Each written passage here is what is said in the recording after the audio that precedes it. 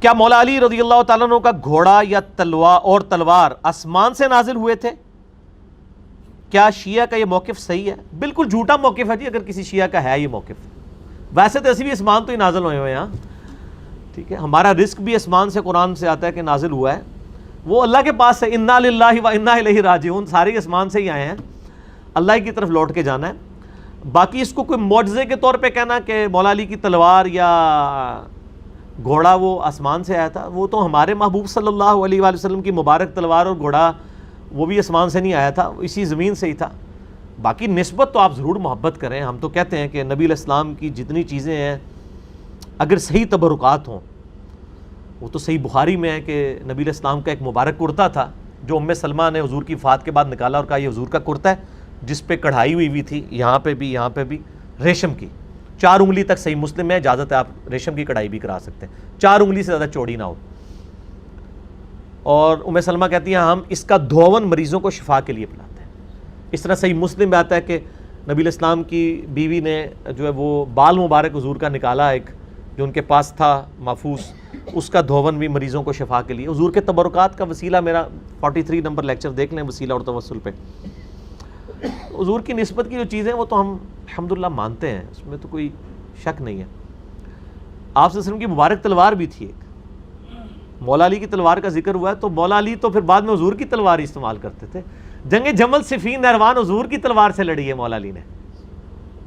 نبی علیہ السلام کے علمی وارث سیدنا علی تھے، میں حکومتی وارث کی نہیں بات کر رہا، حکومتی وارث صحابہ کے اجماع سے حضرت ابوبکر تھے، باقی علمی طور پہ سارے ہی تھے، لیکن حضرت علی تو میں نے بتایا کہ صحابہ اکرام بھی جن مسئلوں میں پھنستے تھے مولا علی سے پوچھتے تھے۔ مسلم شریف میں 639640 نمبر حدیث ہے کہ سیدہ عائشہ سے کوئی آگے پوچھتا ہے کہ جرابوں پہ، یعنی یہ موزوں پہ اور جرابوں پہ مسح کی مدت کتنی ہے، تو انہوں نے کہا علی ابن ابی طالب کے پاس جاؤ، ان کا زیادہ وقت رسول اللہ کے ساتھ گزرتا تھا سفر و حضر میں، بیوی سے زیادہ تو کوئی قریب نہیں ہوتا، لیکن اما عائشہ کہہ رہی ہیں کہ علی مجھ سے زیادہ حضور کے قریب ہیں، وہ تمہیں بتائیں گے۔ تو مولا علی نے کہا کہ نبی علیہ السلام نے مسافر کے لیے 3 دن اور 3 رات یعنی 72 گھنٹے اور مقیم کے لیے 24 گھنٹے 1 دن اور 1 رات مقرر فرمائے تھے کہ ایک دفعہ وضو کر کے جب موزے یا جرابے پہن لیجئے تو آپ مسح کر سکتے ہیں۔ تو یہ ان کا علمی مقام تھا۔ تو مولا علی تو بعد میں نبی علیہ السلام کی تلوار سے لڑتے رہے ہیں، اور میں نے کربلا والا جو ریسرچ پیپر لکھا ہے نا، اس میں نبی علیہ السلام کی مبارک تلوار کا بھی ذکر موجود ہے۔ ہاں جی، میرا جو ریسرچ پیپر 5B ہے، واقعہ کربلا کا حقیقی پس منظر، جو میں نے آپ کو بارہا دکھایا ہے، research paper number 5B ahlsunnatpak.com پہ، اس میں بخاری مسلم دونوں میں حدیث ہے۔ بخاری میں انٹرنیشنل نمبر ہے 3110، مسلم میں 6309، کہ حسین ابن علی کے جو بیٹے ہیں امام سجاد زین العابدین علی ابن حسین المتوفى 95 ہجری، علی ابن حسین، حضرت حسین کے 3 بیٹوں کا نام علی ہے، علی اکبر، علی اصغر اور علی اوسط، یہ ہم کہتے ہیں، درمیان والا علی، بڑے والا علی، چھوٹے والا۔ بڑے والے علی کو تو سارے علی اکبر کہتے ہیں، چھوٹے والے کو علی اصغر کہتے ہیں، وہ درمیان والا جو ہے نا وہ امام زین العابدین ہے، علی اوسط، علی ابن حسین بن علی علیہم السلام۔ اور امام بخاری نے باقاعدہ جو ہے وہ ان کو علیہم السلام لکھا ہے، صحیح بخاری میں 7465 نمبر حدیث ہے، جس میں امام زین العابدین، امام حسین اور امام علی تینوں کو علیہم السلام لکھا ہے امام بخاری نے۔ خیر علیہ السلام پہ میرا کلپ یوٹیوب پہ دیکھ لیں۔ بخاری میں 3110، مسلم میں 6309۔ امام زین العابدین کہتے ہیں کہ جب میں اپنے والد صحیح حسین ابن علی کی شہادت کے بعد یزید ابن معاویہ کے دربار سے واپس آیا، یہاں پہ ہے مقتل حسین سے جب واپس آئے، یہ کہتے ہیں واقعہ کربلا تو وہی کوئی نہیں ہے، بخاری مسلم میں موجود ہے حضرت حسین کے قتل کا بیان، اس میں مقتل حسین کا ذکر ہے۔ تو ان کا بیٹا کہتا ہے کہ میں حسین علیہ السلام کی شہادت کے بعد جب یزید ابن معاویہ کے دربار سے واپس آیا تو سیدنا مسور بن مخرمہ صحابی میرے پاس آئے اور انہوں نے کہا کہ آپ کے پاس رسول اللہ کی وہ تلوار ہے جو سیدنا علی کو ملی، پھر حضرت حسن کو ملی، پھر حضرت حسین کو ملی، حسین علیہ السلام کی شہادت کے بعد حضرت حسین ابن علی امام سجاد کے پاس تھی، وہ تلوار آپ مجھے عنایت فرما دیں، کیونکہ مجھے ڈر ہے کہ یہ قوم آپ سے چھین نہ لے۔ اور قوم کون؟ بریلوی دیوبندی اہل حدیث، آل امیہ، وہ آپ سے چھین نہ لے۔ اس تلوار کو کہیں آپ سے چھین نہ لے، جب تک میری جان میں جان ہے اللہ کی قسم میں اس کی حفاظت کرتا رہوں گا۔ تو مسور بن مخرمہ صحابی نے مانگ لی تھی وہ تلوار، لیکن وہ زین العابدین نے نہیں دی ہے۔ نبی علیہ السلام کی مبارک تلوار اس وقت بھی آپ جو توپ کاپی میوزیم ہے نا ٹرکی میں، اس کے اندر موجود ہے الحمدللہ۔ تو یہ کوئی آسمان سے نہیں نازل ہوئی، یہ اسی زمین میں ہی سارے معاملات ہیں۔ آپ کے بقول سیدنا عمر رضی اللہ تعالیٰ عنہ نے سیدنا علی کو 6 رکنی کمیٹی میں داخل کیا، جس کے ذریعے خلیفہ ثالث کو چنا گیا، جبکہ اہل تشیع اس معاملے میں سیدنا عمر کے اس اقدام کو بدنیتی قرار دیتے ہیں نعوذ باللہ۔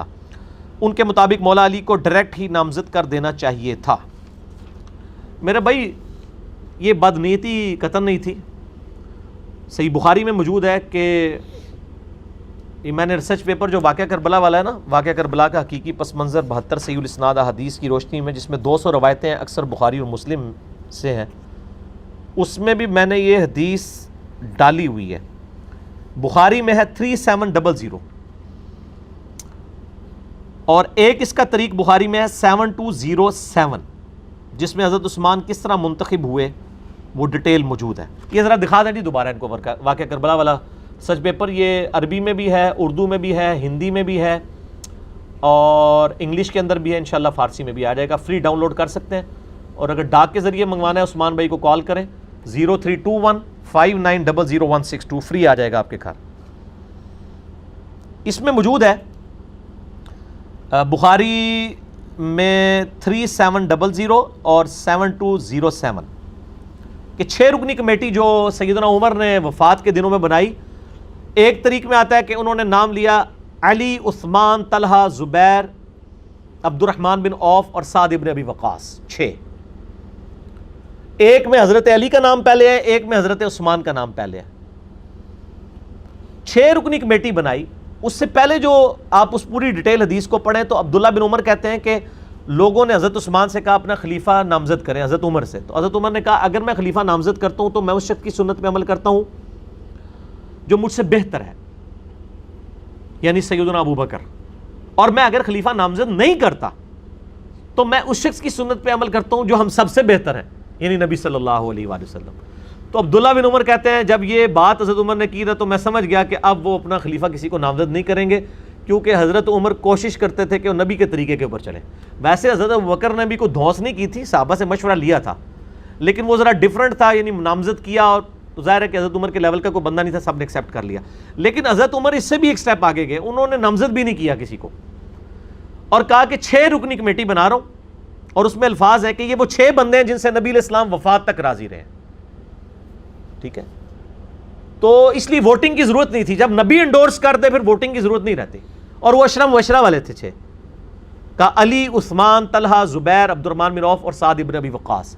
اور بخاری کے الفاظ ہیں کہ سعد ابن ابی وقاص کو جو میں نے پرشین امپائر کی گورنری سے معزول کیا تھا نا، اس معزولی کو اس کے خلاف دلیل نہ لینا کہ جی انہوں تے عثمان حضرت عمر نے لا دیتا سی، اینو نہیں سی خلیفہ چننا۔ ٹھیک ہے، وہ تو حضرت عمر 4 سال سے زیادہ کسی کو رہنے نہیں دیتے تھے گورنر، تاکہ وہ پارٹی نہ بنا لے اپنی۔ وہ تو حضرت معاویہ رضی اللہ تعالیٰ کی لاٹری نکل آئی کہ وہ 4 سال پورے ہی نہیں ہوئے، حضرت عمر شہید ہو گئے، ورنہ وہ بھی وہاں سے گورنری سے ہٹ جاتے۔ تو حضرت عمر ہر 4 سال کے بعد گورنر چینج کر دیتے تھے تاکہ وہ پارٹی بازی نہ کر لے خلیفہ کے خلاف۔ تو اس میں ویسے میرا کلپ ہے، لوگوں نے حضرت عمر پہ تان کیا تھا نا کہ معاویہ کو انہوں نے بنایا رضی اللہ تعالیٰ عنہ، تو میں نے کہا کہ وہ کچھ اور ہی معاملہ تھا، آپ جا کے لکھیں کہ حضرت معاویہ کو حضرت عمر نے گورنر بنایا تھا رضی اللہ تعالیٰ عنہ، رضی اللہ عنہ مجمعین۔ تو ابن عمر کہتے ہیں کہ میں نے سمجھ لیا کہ نبی علیہ السلام کا طریقہ اڈاپٹ کریں گے، اور وہی ہوا، انہوں نے 6 رکنی کمیٹی۔ اس کے بعد اپنے بیٹے عبداللہ بن عمر کو کہا کہ اما عائشہ کے پاس جاؤ، ان سے کہنا کہ عمر بن خطاب عرض کرتا ہے، امیر المومنین نہ کہنا، آئی ایم نو مور امیر المومنین،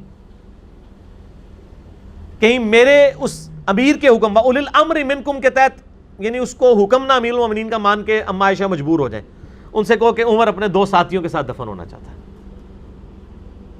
اما عائشہ نے کہا رضی اللہ تعالیٰ عنہ، میں نے یہ جگہ اپنے لیے رکھی تھی لیکن آج عمر کو میں اپنے پہ ترجیح دوں گی۔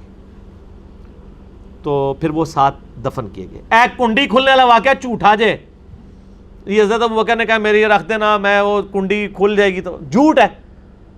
ورنہ تو سیدہ عائشہ کو بھی حضرت عمر کہتے کہ میں آ رہا ہوں، اگر کنڈی کھل گئی تو مجھے دفنا دینا. بخاری میں موجود ہے، کوئی کنڈی نہیں کھلی. میرا اس کے اوپر بھی کلپ ہے کہ قبر رسول سے آواز حضرت ابو بکر کے لیے. جھوٹ ہے بالکل. بخاری میں بالکل اس کے اپوزٹ چیزیں موجود ہیں. یہ ساری تاریخی روایتیں جمع کر کے تو امت کا بیڑا غرق کیا ان لوگوں نے، ظالموں نے. تو سیدنا عمر فاروق رضی اللہ تعالیٰ عنہ نے 6 رکنی کمیٹی بنائی. وہ کوئی بدنیت نہیں تھے. بیسیکلی حضرت عمر چاہتے تھے کہ مسلمان کنسنسس کے ساتھ اس 6 رکنی کمیٹی میں سے کسی کو چن لیں. باقی میں آپ کو بتاؤں، حضرت عمر نے خواب بھی دیکھا تھا، وہ بھی میں نے اس ریسرچ پیپر میں ڈالا ہوا ہے. وہ حدیث ہے صحیح مسلم میں 1258. حضرت عمر کہتے ہیں میں نے خواب دیکھا ہے کہ آج ایک مرغے نے خواب میں مجھے ٹھونگے ماری ہیں، اور میں نے اس کی تعبیر یہی کی ہے کہ مجھے قتل کر دیا جائے گا، اور اگر میں قتل ہو جاؤں تو ان 6 بندوں کے علاوہ کسی کو خلافت کے معاملے میں شامل نہ کرنا جن سے نبی علیہ السلام وفات تک راضی رہے. یعنی ان کی نسبت نبی کی نسبت ہی تھی. اس کا مطلب ہے کچھ ایسے بھی تھے جن سے حضور وفات کے وقت ناراض تھے. اور پھر اس میں حضرت عمر کے بڑے سخت الفاظ ہیں. اس میں انہوں نے کہا کہ اور مجھے خوب معلوم ہے کہ بعض لوگ اس امر خلافت میں تان کریں گے، اور یہ وہی لوگ ہیں جن کو میں نے اسلام کی خاطر ان کے اسلام قبول کرنے سے پہلے اپنے ہاتھوں سے انہیں مارا تھا. ان کا یہ جو نیو مسلم ہے نا، اور ظاہر وہ آل امیہ ہی تھی زیادہ تر، تو یہ نیو مسلم دیکھنا کہ یہ تان کریں گے جب ان 6 بندوں میں سے کسی کو خلیفہ چنو گے. اور دیکھ لیں حضرت علی کے خلاف پھر کھڑے ہوئے نا وہ. حضرت عمر نے کہا کہ، اور اس کے آگے پھر بڑے سخت الفاظ ہیں، میں یعنی وہ حضرت عمر کے ریفرنس سے ہی بیان کرتا ہوں. حضرت عمر کہتے ہیں میں نے ان کو اپنے ہاتھوں سے مارا کیا ہوا ہے اور فتح مکہ پہ معافی مانگ کے مسلمان ہوئے ہیں. پس اگر یہ لوگ ایسا کریں یعنی خلافت میں تان کریں تو جان لینا کہ وہ اللہ کے دشمن، کافر اور گمراہ ہیں. اتنا ڈاڈا فتویٰ. باقی آپ میرا ڈیٹیل دیکھ لیں. خلافت راشدہ کے 30 سال، مسئلہ 162A اور B. 162A نہج البلاغہ شیعہ کی کتاب سے ہے، اور 162B جو ہے وہ اہل سنت کی کتابوں سے میں نے 30 سال خلافت راشدہ الحمدللہ ثابت کی ہے. تو حضرت عمر کوئی بد نیت نہیں تھی. اور میں آپ کو بتاتا ہوں، رومن اور پرشین امپائر جب گری تو ظاہر حضرت عمر وہاں کے دوروں کے لیے گئے، انٹرنیشنل دوروں کے اوپر. حضرت علی کو اپنی جگہ خلیفہ بنا کے گئے. اس دوران اگر خدا نہ خواستہ سیدنا عمر شہید ہو جاتے، حضرت علی آٹومیٹکلی خلیفہ بن جاتے ہیں. کیونکہ بخاری مسلم میں ہے کہ جب غزوہ تبوک پہ نبی علیہ السلام گئے تھے، اپنا خلیفہ حضرت علی کو چھوڑ کے گئے تھے. حضرت علی رو پڑے. یہ پہلا اور آخری موقع تھا کہ حضرت علی کسی جنگ میں ساتھ چھوڑتے نہیں تھے حضور کا. یہاں پہ حضور صلی اللہ علیہ وسلم نے پھر ان کی دل جوئی کی. فرمایا علی تو اس سے راضی نہیں ہے کہ تیرے میرے ساتھ وہی نسبت ہے جو ہارون کی موسیٰ کے ساتھ، مگر میرے بعد کوئی نبی نہیں. بہت بڑی دلیل ہے سیدنا علی کی شان کے اوپر. یعنی نبی صلی اللہ علیہ وسلم کی سب سے زیادہ قریبی آپ کے لیے سپورٹیو شخصیت حضرت علی کی تھی، کیونکہ حضرت موسیٰ کے لیے سب سے زیادہ سپورٹیو کون سی تھی؟ ہارون علیہ السلام کی. یہ تسلی تھی. تو اسی سنت پہ عمل کرتے ہوئے حضرت عمر بھی جب فارن ٹورز پہ جاتے تھے، حضرت علی کو اپنا خلیفہ بنا کے مدینے میں جاتے تھے. چیف جسٹس تو پہلے ہی بنایا ہوا تھا، اور آپ کو پتا چیف جسٹس کا عہدہ تو مسکراہٹ ہی کافی ہے. آج بھی چیف جسٹس آپ سنبھالے جا رہے، اس زمانے میں چیف جسٹس کا عہدہ کس لیول کا ہوگا؟ وہ حضرت علی تھے. رومن امپائر گری، ابو دردہ کو چیف جسٹس لگایا وہاں پہ، اصحاب صفا غریب صحابی. پرشین امپائر گری، عبداللہ ابن مسعود غریب صحابی، اس کو چیف جسٹس لگایا. سب سے بڑی پوسٹ چیف جسٹس کی ہوتی تھی خلفائے راشدین کے زمانے میں، اور وہ سارے وہ اصحاب تھے جو تقوی، پرہیزگاری اور علم میں ٹاپ آف لسٹ ہوتے تھے. ابو دردہ غریب آدمی، اصحاب صفا. ابن مسعود غریب آدمی، اصحاب صفا. اور حضرت علی تو ویسے ہی درویش آدمی. ٹھیک ہے. تو یہ 3 چیف جسٹس تھے حضرت عمر کے زمانے میں. سیدنا علی مدینے میں، حجاز میں، رومن امپائر کے اوپر ابو دردہ، پرشین امپائر کے اوپر سیدنا ابن مسعود رضی اللہ عنہم اجمعین وعلیہم السلام اجمعین. اللہ تعالیٰ قیامت الدین ہمیں ان کا ساتھ نصیب فرمائے، آمین. تو حضرت عمر کوئی بد نیت نہیں تھے، ورنہ یہ کام نہ کرتے. حضرت عمر کے اس عمل کو بدنیتی نہ سمجھے، بلکہ ان کی احتیاط اور نبی علیہ السلام کے ساتھ عقیدت تھی. اور یہ بھی میں آپ کو بتاؤں، تاریخی روایتوں میں آتا ہے کہ حضرت عمر کی خواہش تھی کہ حضرت علی کو بنا دیں. میں نے خود وہ روایتیں پڑھی ہیں کہ حضرت عمر کہتے تھے میرا دل کرتا ہے میں اس گنجے کو نا اپنے بعد خلیفہ بنا دوں، یہ تم لوگوں کو بالکل سیدھا کر کے چلائے گا. حضرت علی اور حضرت عمر گنجے ہو چکے تھے خود پہن پہن کے نا، بال جھڑ چکے تھے. تو حضرت عمر کو بھی پتا. اور یہ یعنی مسلمانوں کے اوپر جب غیر مسلم بھی تاریخ لکھتے ہیں نا مسلمانوں کی، وہ کہتے ہیں کہ حضرت عمر کے بعد اگر حضرت علی کو خلیفہ چن لیا جاتا تو اسلام کو ایک عمر اور مل جاتا. بہرحال ایک معاملہ الگ ہے. ہم تو چاروں کو خلفائے راشدین مانتے ہیں، حسن ابن علی کو 5ویں خلیفہ راشد مانتے ہیں الحمدللہ. ٹھیک ہو گیا جی. تو ہم نہ رافضی ہیں نہ ہم ناسبی ہیں، بلکہ نہ میں وابی نہ میں بابی، میں ہوں مسلم علمی کتابی. یہ اگلا سوال ہے، اس کے بعد انشاءاللہ سموسوں کا وقفہ کرتے ہیں. صحیح بخاری میں حدیث ہے 7465، اس کی آپ شرح کیا کریں گے؟ ناسبی حضرات اسے بہت اچھالتے ہیں کہ سیدنا علی رضی اللہ تعالیٰ کو نبی علیہ السلام نے جگانے کے لیے آئے تو انہوں نے جاگنے سے انکار کر دیا. ہاں جی سانو پتہ ہے جناب. یہ جب ہم ان کو یعنی آل امیہ کی کارستانیاں سناتے ہیں نا تو وہ کہتے ہیں دیکھیں جی حضرت علی نے بھی تو یہ کیا تھا. بھئی حضرت علی نے تو صحیح بخاری میں آتا ہے کہ محمد رسول اللہ مٹانے سے انکار کر دیا تھا. تو یہ حضرت علی کے کوئی عیب کے طور پہ بیان ہوگا؟ ان کی محبت کا تقاضا تھا. نبی علیہ السلام نے بھی اس کو عیب نہیں شمار کیا. ٹھیک ہو گیا جی. وہ تو انہوں نے اپنی محبت کا اظہار کیا کہ مٹانے سے انکار کر دیا. محمد رسول اللہ کی بجائے محمد ابن عبداللہ لکھوانا چاہتا تھا، سہیل ابن عمر، صلح حدیبیہ کے موقع میں بخاری میں آتا ہے. اب یہ جو ناسبی اچھالتے ہیں نا صحیح بخاری کی حدیث 7465، اس میں یہ تھا، اس کے اوپر ذرا باب تو دیکھ لیں امام بخاری نے کیا باب باندھا ہے. امام بخاری تو حضرت علی کے اس جواب سے رزلٹ نکال رہے ہیں مسئلہ تقدیر کا، قدریہ کے خلاف جو تقدیر کے منکر ہیں، کہ حضرت علی کا یہ جملہ اس چیز کو جسٹیفائی کرتا ہے کہ تقدیر غالب ہے. انہوں نے حضرت علی کے نیگیٹو پوائنٹ کے طور پہ تو اسے پیش نہیں کیا، اس سے تو دین کا مسئلہ نکالا ہے. 7465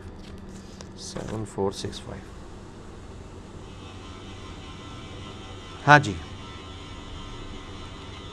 فی المشیہ والارادہ، یعنی یہ چیپٹر ہے مشیت اور ارادے کے بارے میں. ایک انسان کا ارادہ ہوتا ہے، ایک اللہ کی مشیت ہوتی ہے. ہم کہتے ہیں نا کہ دونوں چیزیں جب جمع ہو نا پھر ہی کوئی کام ہو سکتا ہے، کہ آپ بھی نیت کریں پھر اللہ تعالیٰ کی تقدیر بھی غالب ہو. اس باب کے تحت لے کے ہیں کہ 7465. اور یہ دیکھیں حضرت علی خود اس حدیث کو روایت کر رہے ہیں، اور اس حدیث میں امام بخاری نے حسین ابن علی اور علی ابن حسین یعنی امام زین العابدین کے نام کے ساتھ علیہم السلام بھی لکھا ہے. اور اس سے بڑی بات دارالاسلام والوں نے ڈنڈی بھی نہیں ماری، باقی جگہ ڈنڈی کی ماری ہے، انہوں نے رضی اللہ عنہ کر دیا ہے علیہ السلام کو. ٹھیک ہے 3748 حضرت حسین کے ساتھ علیہ السلام کو رضی اللہ عنہ کر، یہاں ان سے ڈنڈی نہیں ماری گی. اونکاری نہ دئیو کہ ذرا یار میں پوائنٹ آؤٹ کرتا جے پاویں بھول کے. اور داؤد راز والے PDF میں بھی یہاں علیہم السلام لکھا ہوا ہے.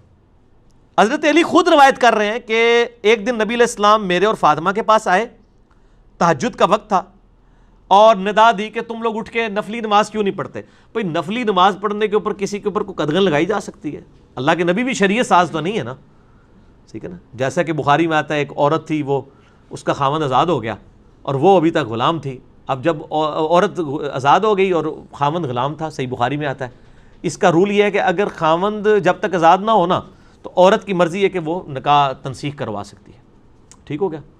اب کیا ہوا، وہ خاوند سے اس نے کہا میں نے تو علیحدگی لینی ہے. وہ خاوند پورا دن روتا رہتا تھا، داڑھی آنسوؤں سے تر ہو جاتی تھی، بخاری کے الفاظ ہیں. انہوں نے اس خاوند نے آ کے نبی علیہ السلام کو شکایت کی. آپ نے اس عورت کو بلا کے کہا کہ اپنے خاوند کے ساتھ رہ. کہ یا رسول اللہ میں آزاد ہوں، یہ غلام ہے، میں نہیں اس کے ساتھ رہنا چاہتی. تو آپ نے فرمایا کہ تو رہ لے تو بہتر ہے. ان کا یا رسول اللہ آپ مجھے حکم دے رہے ہیں یا مشورہ؟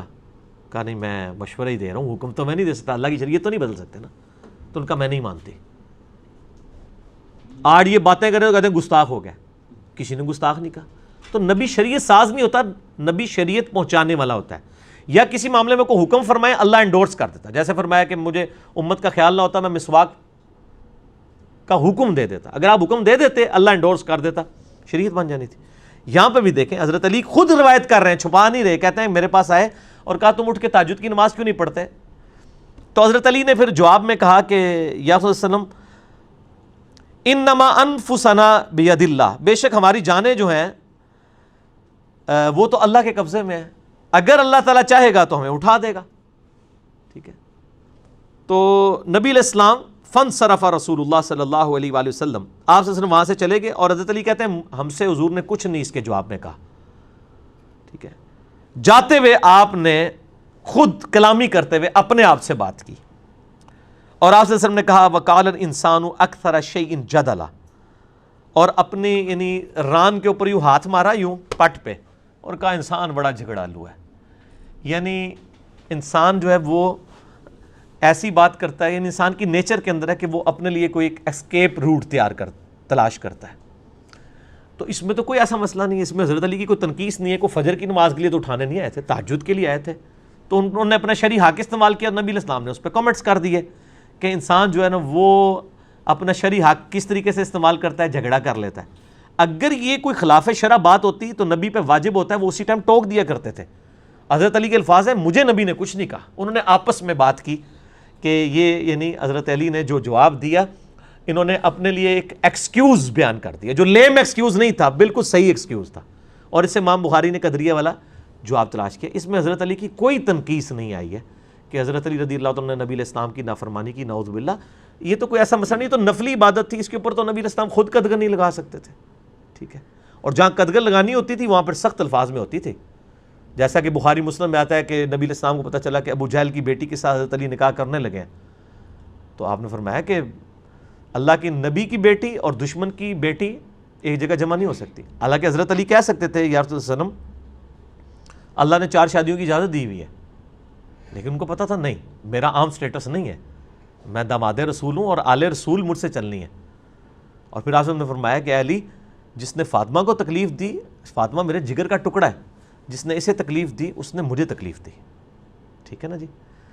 تو حالانکہ اب یہ معاملہ میں شریعت میں ایک مخصوص حکم حضرت علی کے لیے آ گیا کہ حضرت فاطمہ کی زندگی میں ان کو دوسری شادی کی اجازت نہیں تھی. حضور خود کی ہیں، باقی صحابہ نے کی، حضرت علی کو اجازت نہیں تھی. اب یہ ضرورت آپ صلی اللہ علیہ وآلہ وسلم نے یہ حکم فرما دیا نا تو بس ٹھیک ہے، یہاں پہ کوئی حکم نہیں فرمایا، لہٰذا یہ حضرت علی کی تنقیص پہ پیش کرنا بالکل جو ہے وہ جرم ہے. ایک اور سوال بھی ہے، اس کو کور کر لیتے ہیں، باقی انشاءاللہ پھر ہم بعد میں کریں گے وقفے کے بعد. بعض ناسبی اہل حدیث، یعنی اہل حدیث کے اندر جو ناسبی ہیں، ان کا کہنے کا مطلب یہ ہے، اہل حدیث کو نہیں کہہ رہے. صحیح مسلم میں 4577 نمبر حدیث پیش کرتے ہیں کہ عباس بن عبد المطلب نے سیدنا علی رضی اللہ تعالیٰ عنہ کو گالیاں دیں، اور اس سے وہ آل امیہ کا سیدنا علی پر ممبروں پر سب و شتم کرنے کا دفاع کرتے ہیں. واہ، ہم تو کہتے ہیں انہوں نے بھی گالیاں دی تو غلط کیا، اور آل امیہ نے بھی کیا غلط کیا، دفاع کیوں کرتے ہیں؟ اسے چنگی عقل ماری ہوئی ہے. صحیح بخاری مسلم کی حدیث ہے میری بیٹی فاطمہ بھی چوری کرے اس کے بھی ہاتھ کٹیں گے. تو بھائی عباس ابن عبد المطلب نے اگر حضرت علی کو گالیاں دیں تو انہوں نے بھی غلط کیا، اور بعد میں اگر حضرت معاویہ رضی اللہ تعالیٰ کے دور میں اور آل امیہ کے دور میں جو بخاری مسلم سے میں نے کئی احادیث جو ہیں واقعہ کربلا والے ریسرچ پیپر میں لکھی، ممبروں پہ حضرت علی پہ سب و شتم ہوا تو وہ بھی غلط ہے. نبی علیہ السلام نے تو یہ کرائٹیریا دیا ہے، غلط کرے کوئی بھی وہ غلط ہے، تو دفاع تو ہوتا نہیں ہے. باقی وہ اس سے یہ لیتے ہیں کہ جی آل امیہ نے بدعت نہیں ایجاد کی حضرت علی کو برا کہنے کی، یہ عباس نے بدعت نعوذ باللہ ایجاد کی ہے. اب دیکھیں لوگ یہ سمجھتے ہیں لوگ گھاس کھاتے ہیں، یہ ایک واقعہ تھا، ایک واقعہ. کیا عباس ابن عبد المطلب روزانہ ممبر پہ چڑھتے تھے اور حضرت علی کو کہتے تھے کہ تو بڑا دغا باز ہے، تو بڑا گناہ گار ہے، تو بڑا فراڈی ہے، نعوذ باللہ؟ وہ ایک واقعہ تھا. اور کون ہے حضرت عباس؟ کون ہے آپ کو پتہ ہے؟ حضرت علی کے چچا ہیں. اور صحیح مسلم میں آپ نے یہ حدیث پیش کی، میں مسلم سے ہی آپ کو جواب دیتا ہوں. مسلم میں حدیث ہے 2277، مشکات میں بھی زکات والے چیپٹر میں مل جائے گی.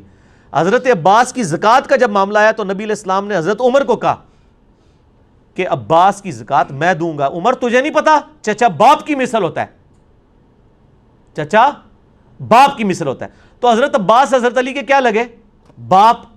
او باپ، میرا باپ بھی مجھے ابھی تک اتنی بڑی عمر میں گالیاں نکال لیتا ہے، اور آپ لوگ ماشاءاللہ گواہ بھی ہیں اس کے اوپر.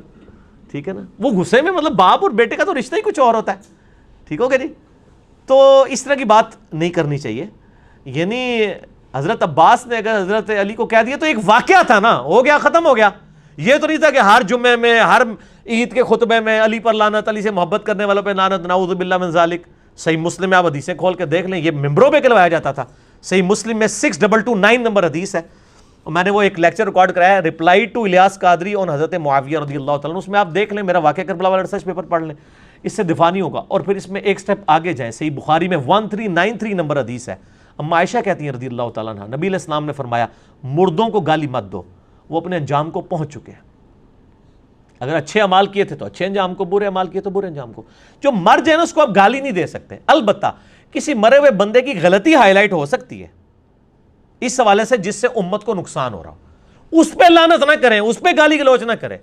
میں تو آپ نے کبھی مجھے دیکھا ہے کہ میں نے امام رضا بریلوی، اشرف تھانوی، رشید احمد گنگوہی، امام ابن تیمیہ، اتنے بڑے بڑے لوگوں کی میں نے ہمیشہ غلطیاں ہائی لائٹ کی ہیں، اور ہمیشہ کہا ہے کہ امام رضا بریلوی صاحب لکھتے ہیں، فرماتے ہیں، میں نے کبھی ان کی ذات کو ٹارگٹ کر کے کبھی ان پہ لعنت نہیں کی، ان کی علمی غلطی ہائی لائٹ کرتا ہوں۔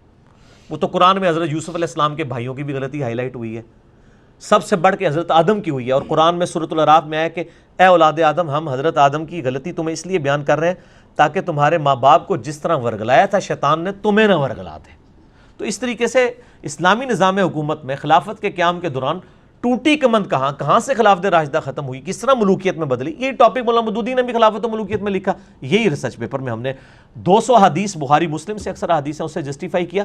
یہ دو الگ معاملات کو آپ مطلب کمپیئر نہ کیا، اس طرح کی جو کرتے ہیں، میں نے اکثر 55B میں بھی اس کا جواب دیا تھا کہ عباس ابن عبد المطلب کا ایک واقعہ ہوا، ختم ہو گیا، تو یہ کہنا کہ بنو عباس نے یہ بدعت ایجاد کی، بدعت ممبروں پر وفات کے بعد کرنے والا معاملہ ہے، یہ تو ایک واقعہ ہے، یہ تو واقعہ ان دو چیزوں کو زمین و آسمان کا مطلب آپ ملا رہے ہیں، آپ سمجھیں لوگ گھاس کھاتے ہیں اور لوگ آپ کی بات کو مان لیں گے۔ آپ میرے بھائی اپنے گدھوں کو بے شک لکیریں پھیر کے زیوریں بنا کے آپ لوگوں کے سامنے پیش کریں، لوگ پہچان لیں گے، کیونکہ جب گدھا بولے گا تو پتہ چلے گا او یہ گدھا ہے، تو لوگوں کو پتہ چل جائے گا اچھا یہ ناسبی بول رہا ہے، یہ اہل حدیث نہیں ہے، یہ ناسبی ہے، جب حضرت علی کا بغض نظر آ رہا ہوگا۔ تو نہ ہم رافضی ہیں نہ ہم ناسبی ہیں، کیوں؟ کیونکہ نہ میں وابی نہ میں بابی، میں ہوں مسلم علمی کتابی۔ نہ ہم سو کارڈ جو علمی بات کرے اسے وابی کہہ دیتے ہیں، اور اس کے اگینسٹ میں نے ٹرم ڈیوائز کی بابی، بابوں کا ماننے والا۔ ہم بابوں کے ماننے والے بھی نہیں، ہم علمی کتابی مسلمان ہیں، عام مسلمان ہیں، ان کو بھی ہم مسلمان ہی سمجھتے ہیں، اور علمی طریقے سے ان کی غلطیاں ان پر ہائی لائٹ کرتے ہیں۔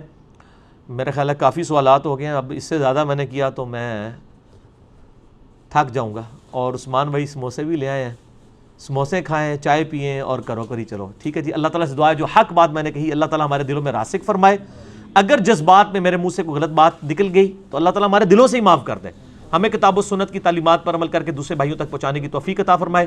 سبحانک اللہم و بحمدک، اشہد ان لا الہ الا انت، استغفرک و اتوب الیک، وما علینا الا البلاغ المبین۔ جزاکم اللہ خیرا۔